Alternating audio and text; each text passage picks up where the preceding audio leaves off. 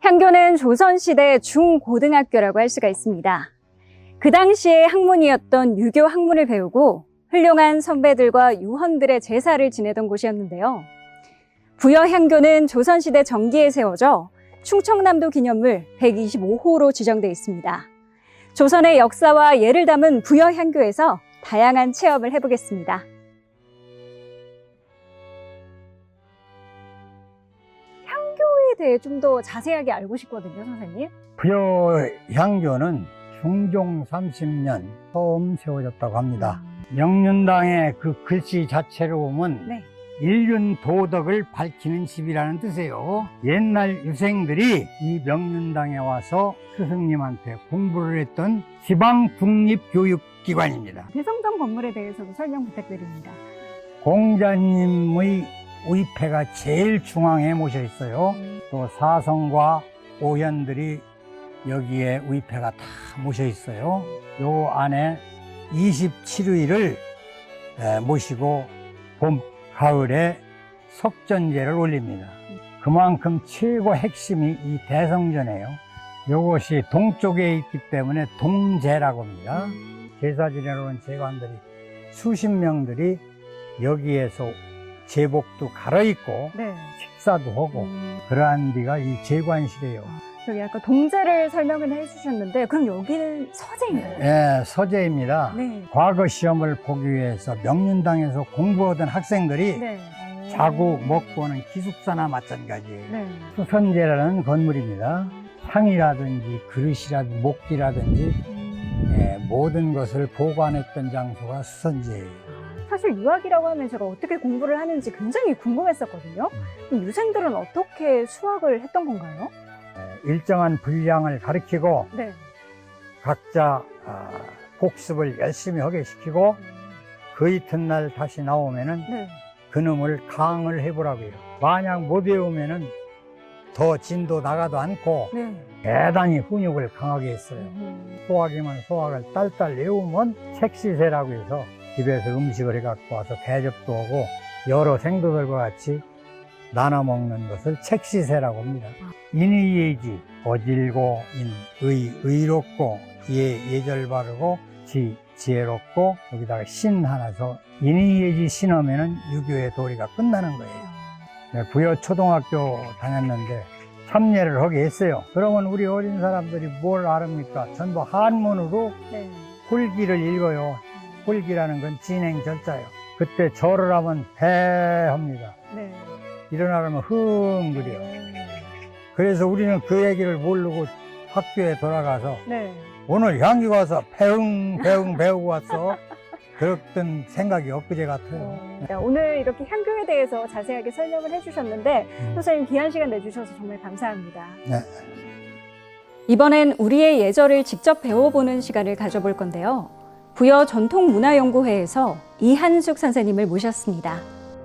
만나서 반갑습니다. 반갑습니다. 네, 이렇게 인사를 하시면 됩니다. 인사를 하실 때 항상 시선은 앞쪽으로 45도, 15도 이렇게요? 이렇게 앞쪽으로 따라서 가야 되고요. 올릴 때는 천천히. 다시 한 번만 더 해볼게요. 네. 자, 만나서 반갑습니다.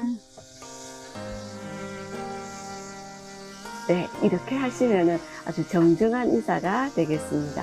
이제 우리 어른들은 선비들이 특히나 풍류를 즐길 때 음악도 즐기면서 시조를 읊고 그렇게 네. 했었잖아요. 네. 그래서 거기에다가 또 가사도 만들고 그렇게 이제 풍류를 즐기셨는데 네. 그 중에 또 하나가 이렇게 차를 우려서 마시는 네. 그런 것들을 또 즐겼다고 합니다. 그래서 옛날 그림들에 보면은 다동이 선비를 이렇게 따라 올라가고 그 다음에 화로에다 불을 피우는 그런 그림들도 막 있거든요. 네.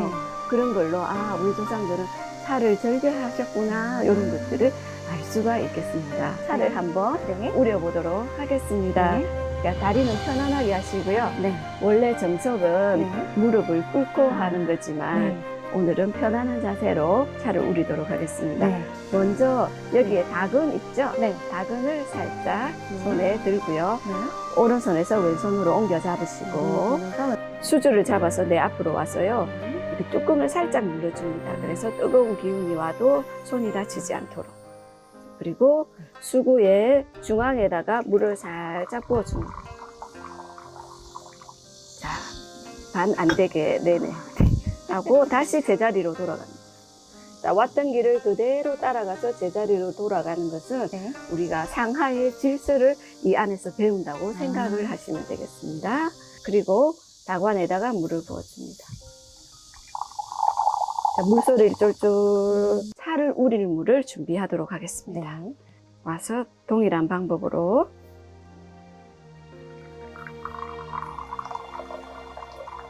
그러면은 우리가 마실 잔에다가 다시 물을 붓도록 하겠습니다.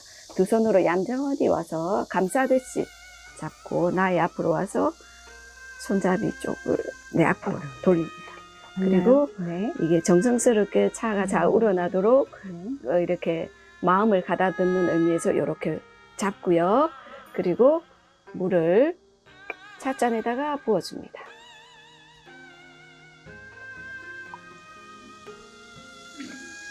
우릴 차를 내 앞으로 가지고 오겠습니다. 차를 담는 그릇을 가지고 와서 돌려서 내 손 위에 올려요.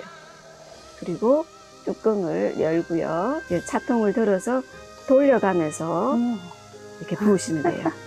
그러면은 차 안에 있는 차가 다 나오도록 부으시고요.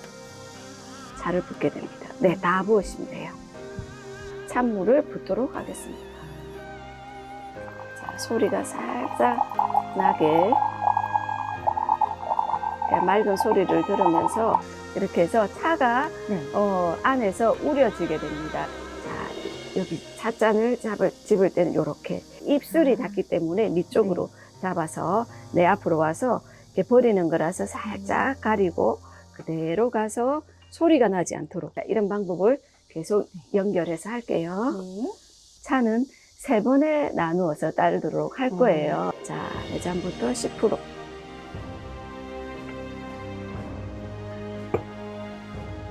찻잔은 보통 이렇게 왼손에 가운데 손가락, 네. 그다음에 이제 중지와 약지 사이에 한 마디 안쪽 이쪽에 올린다고 생각하시면 돼요. 그리고 여기에다가 올리시고요. 공손하게 이렇게 해서 아까 말씀드렸듯이 네. 드시면 되고요. 나의 이제 턱 위로 올려서 향기도 한번 맡아보시고 향기 은은한 향기가 나는지 한번 맡아보시면서 그대로 입속으로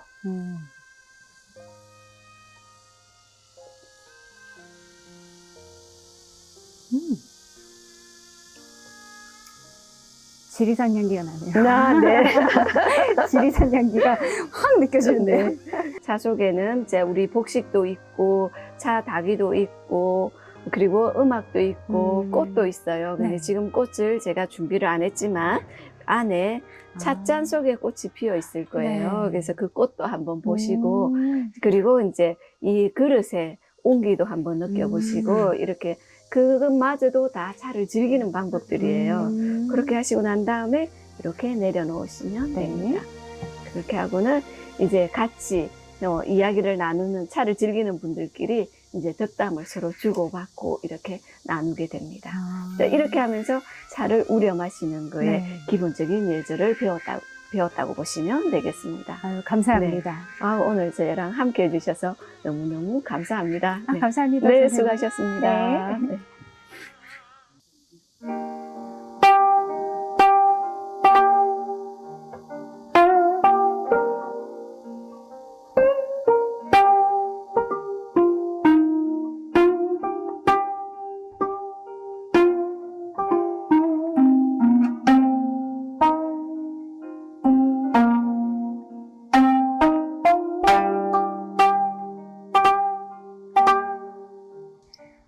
이렇게 부여 향교에서 조선시대 덕목과 예를 체험해보고 우리나라 전통 덕목에 대해 한층 더 배워갈 수 있는 값진 시간이었습니다.